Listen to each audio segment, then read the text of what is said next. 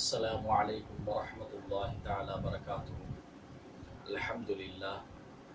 அல்லாஹ் சுப்ஹானஹு தஆலா நம்மை எல்லாம் இந்த ரமலானுடைய மாதத்தை முழுமையாக அடைவதற்கு தௌஃபீக் செய்வானாக, ஆமீன். முதலாவது 2 பத்துகளை, ரமலானுடைய 20 நாட்களை நாம் எல்லாம் கடக்க இருக்கின்றோம். அடுத்து வரக்கூடிய 10 நாட்கள் என்பது ரொம்ப முக்கியமான, ரொம்ப சிறப்பான 10 நாட்களாக இருக்கிறது.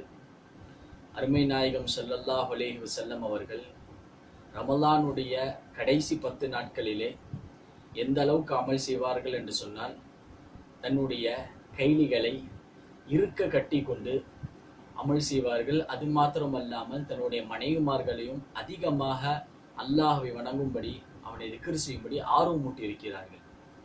காரணம் என்னவென்று சொன்னால், இந்த கடைசி 10 நாட்களிலே ஒரு புனிதமான ஒரு இரவு வர இருக்கிறது. அதுதான் லைலத்துல் கத்ருடைய இரவு.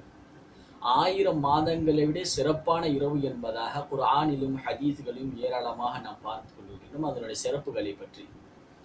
அருமை நாயகம் ஸல்லல்லாஹு அலைஹி வஸல்லம் அவர்கள் எந்த நாள் அது, அந்த ஒற்றைப்படை இரவு எப்பொழுது வருகிறது, லைலத்துல் கத்ர் எப்பொழுது வருகிறது என்பதை சொல்வதற்காக வேண்டி ஸல்லல்லாஹு அலைஹி வஸல்லம் அவர்கள் தன்னுடைய சஹாபாக்களை நோக்கி வரும் பொழுது, சஹாபாக்கள் இருவரும் சண்டை போட்டுக் கொண்டிருக்கிறார்கள், வாக்குவாதம் செய்து கொண்டிருக்கிறார்கள். அதை பார்த்த நாயகம் ஸல்லல்லாஹு அலைஹி வஸல்லம் அவர்களுக்கு தான் எந்த நாளை சொல்ல வரோம் என்பது மறந்துவிட்டது. எனவே நபி ஸல்லல்லாஹு அலைஹி வஸல்லம் சஹாபாக்களை பார்த்து சொன்னார்கள், சஹாபாக்களே, நான் முக்கியமான ஒரு விஷயத்தை சொல்ல வந்தேன். 2 தோழர்கள் சண்டை போட்டுக் கொண்டிருந்தீர்கள். எனவே சொல்ல வந்த செய்தியை நான் மறந்து விட்டேன். எனவே அந்த புனிதமான இரவை ரமலானுடைய கடைசி 10 நாட்களில் ஒற்றைப்படை இரவுகளில் தேடிக்கொள்ளுங்கள் என்பதாக நாயகம் ஸல்லல்லாஹு அலைஹி வஸல்லம் சொல்லிவிட்டார்கள். இங்கு நாம் முக்கியமான ஒரு விஷயத்தை கவனிக்க வேண்டும். இன்று சஹாபாக்களை தரக்குறைவாக பேசக்கூடியவர்கள், சஹாபாக்களுடைய வாழ்க்கை நம்மை போன்ற மனிதர்கள் தான், அவர்களும் தவறு செய்யக்கூடியவர்களாக இருக்கிறார்கள், அவருக்கும் நமக்கு எந்த வித்தியாசம் இல்லை என்று சொல்லக்கூடிய சிலர்கள் இருக்கிறார்கள், விருந்தாவனம் பேசக்கூடியவர்கள். உண்மை அவ்வாறு அல்ல. சஹாபாக்கள் இங்கு சண்டை போட்டதின் காரணமாக நாயகம் ஸல்லல்லாஹு அலைஹி வஸல்லம் அவர்கள் ஒற்றைப்படை இரவுகளிலே தேடிக்கொள்ளுங்கள் என்பதாக சொன்னார்கள்.